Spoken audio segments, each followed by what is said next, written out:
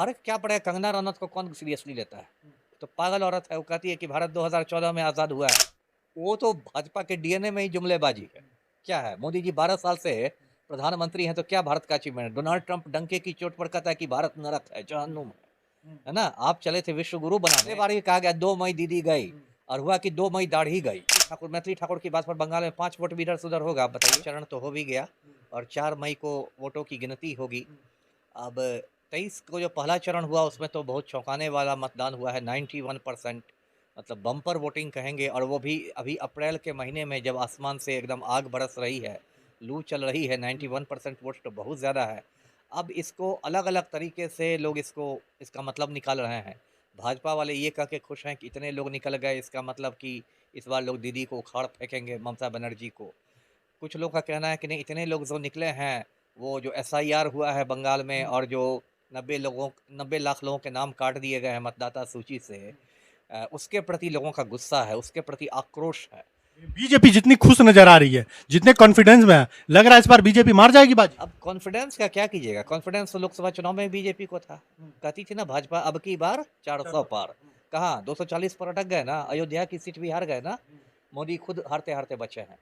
Confidence तो देखिए राजनीति में दिखाया जाए तो ऊपर से भी, अंदर से आपकी हालत पतली भी रहे तो लोग ऊपर से ठोकते रहते हैं सीना, वो अलग जगह है। देखिए मेरी जो समझ है, मेरा जो आकलन है, यदि वोट चोरी नहीं होती है, तो ममता बनर्जी तीसरी बार सीएम बनेगी।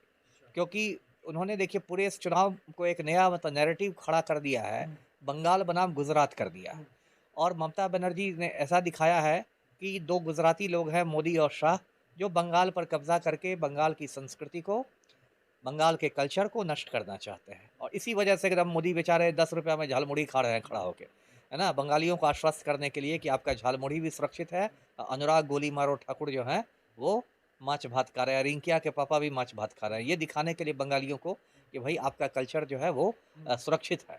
तो ऐसा ममता बनर्जी कर दिया ना कि जैसे कि पिछली बार उनका नारा था खेला होवे, इस बार है कि जोतोई करो हमला आवार जीते बांग्ला।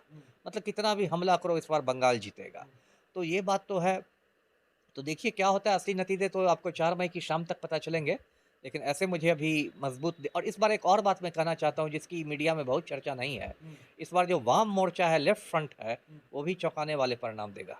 ज़मीन पर उसकी भी वापसी हो गई है, लेफ्ट फ्रंट की। एक समय तो पश्चिम बंगाल वाम मोर्चा का गढ़ था, 30 बरस तक सरकार रही थी। ज्योति बसु 25 साल सीएम रहे, फिर बुद्धदेव भट्टाचार्य रहे, बीच में फिर 10 साल गर्दिश में रही वाम मोर्चा।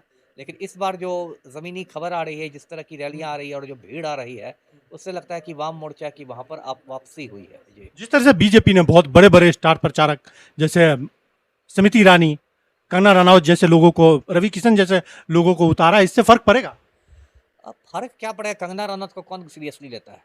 तो पागल औरत है, वो कहती है कि भारत 2014 में आज़ाद हुआ है, तो बंगाल में उसको जाके बीजेपी अपनी ना फजीहत, एक तो फजीहत आदित्यनाथ ने करा दी।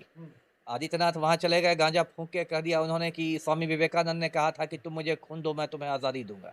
और ये बात स्कूल का बच्चा भी जानता है कि ये बात सुभाष चंद्र बोस ने कही थी। तो ये तो एक बार आदित्यनाथ ने ऐसे ही भाजपा की नाक कटा दी है।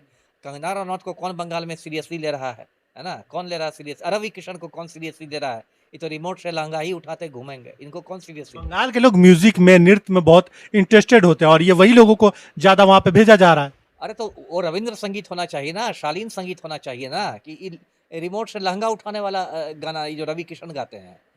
ठीक है, मैं मानता हूँ कि बंगाल के लोग बहुत मतलब सुसंस्कृत होते हैं, कल्चर्ड होते हैं, लेकिन एक मतलब उनका एक स्टैंडर्ड होता है ना, और रविंद्र संगीत पसंद करेंगे, नजरुल गीत ही पसंद करेंगे, कि ये जो फूहड़ भोजपुरी सिंगर हैं और क्या-क्या हैं, इनको पसंद करेंगे। लोग गायिका को भी भेजा, बॉलीवुड एक्ट्रेस को भी भेजा, उसके बाद टीवी एक्ट्रेस को भी अब भेजा। भेजने को तो देखिए इसको कहते हैं पूरी ताकत आपने झोंक दी, है ना?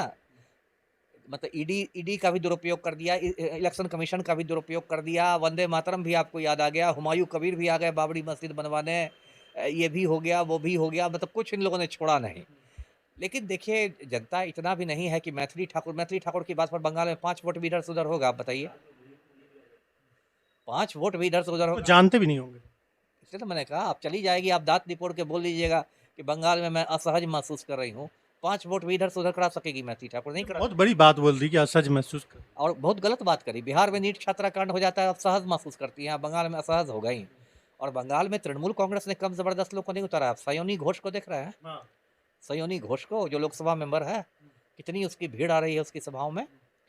महुआ मोइत्रा, ममता बनर्जी, अपने तब की ममता बनर्जी की अब थोड़ी उम्र भी हो गई है, थोड़ी वो कमज़ोर भी हो गई हैं, लेकिन एकदम धूप में पूरा निकली हुई है। अग्नि कन्या वाला जो उनकी एक छवि थी, जब कम एज की थी तो उनको बंगाल में अग्नि कन्या कहते थे, तो वही अग्नि कन्या वाला अभी भी जज्बा है ममता बनर्जी में। जी, कहा जा रहा है 4 मई दीदी गई।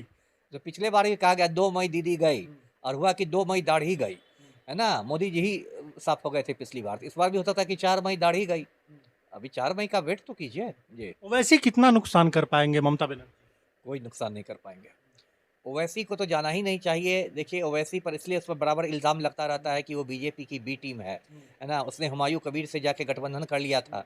फिर जब हुमायूं कबीर का वीडियो वायरल हुआ 1000 करोड़ वाला डील का बीजेपी के साथ, तो ओवैसी ने उससे मतलब अपना डील तोड़ दिया। ओवैसी की बंगाल में क्या पहचान है? ओवैसी कोई नुकसान नहीं कर पाएगा, ना ही हुमायूं कबीर कर पाएगा। हुमायूं कबीर को तो लोगों ने अभी भी चलना मुश्किल कर रखा है, सामने में बोल देते हैं कुछ भी। तो क्या करेगा? हुमायूं कबीर को तो बीजेपी में जो खड़ा किया था जिस मकसद से कि मुसलमानों का वोट काट के बीजेपी की मदद करेगा, और उसको जो बीजेपी ने 1000 करोड़ दिया, ये सब किया, तो ये तो अब मतलब उसकी पोल खुल गई है ना, तो क्या करेगा? मुर्शिदाबाद में भी नहीं नुकसान पहुंचा पाएगा, पूरा बंगाल छोड़ दीजिए। बीजेपी का सबसे बड़ा जो कहना है कि डबल इंजन की सरकार, डबल रफ्तार से भागेगा बंगाल। वो तो भाजपा के डीएनए में ही जुमलेबाजी है। क्या है, मोदी जी 12 साल से प्रधानमंत्री हैं, तो क्या भारत का अचीवमेंट है? डोनाल्ड ट्रंप डंके की चोट पर कहता है कि भारत नरक है, जहन्नुम है ना? आप चले थे विश्व गुरु बनाने और आपको नरक बोला जा रहा है, और आप मुंह में दही जमा के बैठे हुए हैं। मोदी ने जो इतने वादे किए थे 2014 में, एक वादा पूरा हुआ? 100 दिनों में देश का काला धन आ गया, 15 लाख रुपए सबके अकाउंट में आ गए, 2 करोड़ युवाओं को हर साल नौकरी मिल गई, 100 स्मार्ट सिटी बन गया, बुलेट ट्रेन चल गई। ये लोग जुमलेबाज लोग हैं, खाली बात बनाते हैं, झूठ बोलते हैं। बंगाल पर यदि इनका कब्जा हो जाएगा तो सारा बंगाल का जमीन जाल सब दे देंगे गौतम अडानी के चरण में। जी, कहा जाता है बंगला की संस्कृति को कायम रखेंगे, बंगाल में बंगाली ही बोली जाएगी। हाँ, एक भी तो देख लेना, एक आदित्यनाथ ने अभी क्या कहा है विवेकानंद पर।